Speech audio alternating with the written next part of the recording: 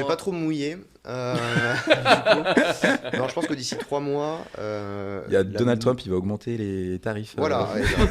Non, non, d'ici 3 mois, je pense que la nouvelle norme dans l'IA en tant qu'utilisateur, ce sera les agents IA.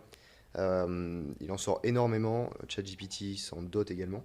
Depuis peu, je pense que dans 3 mois, on aura une variété d'agents IA spécialisés sur beaucoup, beaucoup de types de tâches qu'on calcule peut-être pas aujourd'hui. Ah, c'est pas l'IA que tu utilises qui fabrique tes agents IA, c'est un autre type de fonctionnalité? En fait, ce que disait Cyril tout à l'heure, si tu veux l'IA aujourd'hui, quand tu utilises un chat GPT, quand tu l'utilises via l'application, tu poses une question, tu as une réponse. Si tu veux travailler sur une tâche complexe, tu vas avoir une succession d'interactions avec ton outil.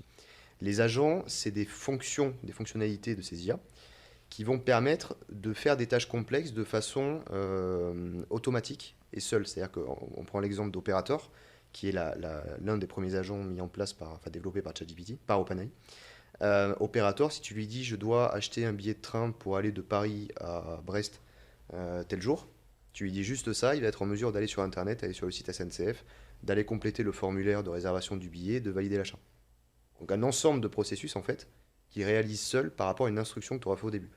Si demain je dis, si je veux créer une application ou un site web, je vais devoir travailler avec mon IA pour, étape par étape, créer la structure, créer le contenu, créer je sais pas, la partie enregistrement sur la plateforme, etc., etc.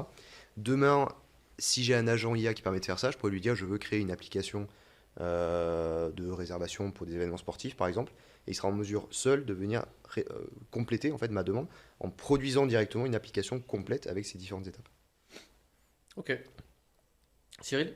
Déjà, j'aurais bien dit les deux choses qu'ils ont dit, donc voilà. Ah bah le dernier, Du coup, il y a plus rien à toujours dire. deux choses de moins. C'est clair. Non, moi je pense que ce moment-là, ce début d'année, il est marqué par fondamentalement la fin des lois d'échelle. C'est-à-dire, en tout cas, les prémices de ça. C'est-à-dire que on était dans un paradigme qui disait que plus de puissance égale plus de performance. Et je crois qu'on commence à sortir de ce paradigme-là. Il y a de nouvelles modalités, il va falloir de nouvelles ingénieries. On va avoir besoin maintenant de nouvelles ruptures technologiques.